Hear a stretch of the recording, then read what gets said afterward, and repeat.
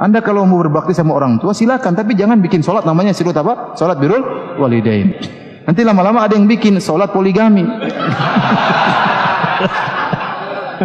Maka keberkahan beserta ketaatan. Yang taat pasti berkah hidupnya. Sebenarnya Islam itu mudah ya. Kalau ingin Islam yang benar, Islam yang murni, tinggal kita lihat apakah Rasulullah SAW mengerjakannya, para sahabat mengerjakannya. Kalau ada dalilnya kita ikuti.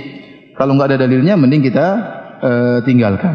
Saya sering punya moto bahwasanya kalau urusan agama kerjakanlah yang pasti-pasti aja. Jangan spekulasi. Kalau urusan dunia silakan spekulasi, nggak jadi masalah. Nah, dalam syariat Islam perkara-perkara yang pasti yang disepakati oleh para ulama sangat banyak. Ya. Contoh kita membuka kitab Riyadhus Shalihin. Bab-bab dalam Riyadhus Shalihin banyak sekali bab-babnya. Bab tentang sabar, bab tentang berbakti kepada orang tua, taat kepada suami, kepada tetangga, sedekah, salat malam, puasa sunnah, puasa Senin Kemis, puasa Daud. Itu yang jelas-jelas saja kalau kita kerjakan sampai mati pun tidak akan selesai.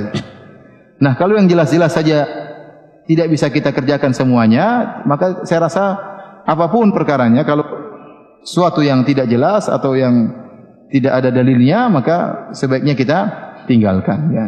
Jadi saya berbicara secara umum, apapun perkaranya, ya, ada ritual apapun, maka lihat dalilnya.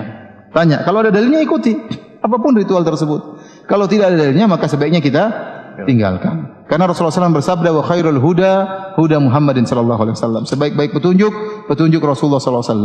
Kalau Rasulullah SAW tidak kerjakan, maka tidak perlu kita kerjakan. Contoh, ada seorang mengajarkan kita ritual tertentu. Contoh saya sebutkan contoh seperti ada orang sholat 2 rakaat setelah sa'i. Ini saya sering lihat orang Indonesia.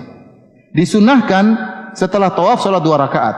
Setelah sa'i cukur rambut selesai. Tidak ada 2 rakaat setelah apa? Sa'i. Sebagian orang sholat 2 rakaat setelah sa'i. Kita katakan ini tidak dicontohkan oleh Nabi SAW. Karena kalau anda mengatakan ini dianjurkan 2 rakaat setelah sa'i, seakan-akan umrohnya Nabi dulu kurang mantap, kurang lengkap. Maka anda melengkapi dengan 2 rakaat setelah apa? Sa'i. Ya. Sementara para sahabat semuanya tatkala umroh tidak ada mereka mengerjakan 2 rakaat setelah sa'i. Ustaz, solatkan baik, iya baik, tetapi anda seakan-akan melengkapi ritualnya Nabi SAW. Nanti kalau kita bolehkan anda solat 2 rakaat setelah sa'i, nanti ada yang punya ide lagi, 2 rakaat kurang, bagaimana kalau 4 rakaat setelah sa'i? Akhirnya kita bagaimana? Kenapa anda melarang? Jawabannya karena Nabi tidak mengerjakannya. Ingat perkataan Imam Malik rahimahullahu ta'ala, faman lam yakun yauma idin dinan falan yakunal yauma dina. Kata Imam Malik, apa yang di zaman Nabi bukan agama, zaman sekarang juga bukan agama. Ini kaidah Imam Malik. Apa yang di zaman Nabi bukan agama, zaman sekarang juga bukan agama. Bagaimana suatu perkara di zaman Nabi bukan agama, kok sekarang jadi agama? Akhirnya orang berani membuat ritual solat ini, ritual solat anu, ya.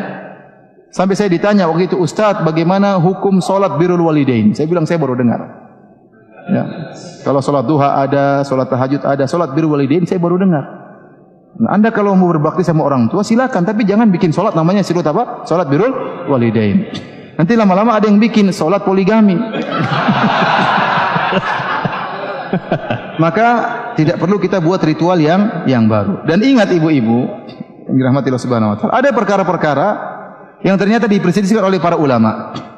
Ya, kalau ternyata itu memang benar-benar diperselisihkan oleh para ulama, masing-masing merasa punya dalil, satu mengatakan boleh, satu mengatakan tidak boleh, satu mengatakan haram, satu mengatakan tidak halal, satu mengatakan disyariatkan, satu mengatakan tidak disyariatkan, maka kalau memang masing-masing punya dalil, kita teliti dalam buku literatur yang klasik kita dapati itu sudah khilaf, maka hendaknya kita berlapang dada.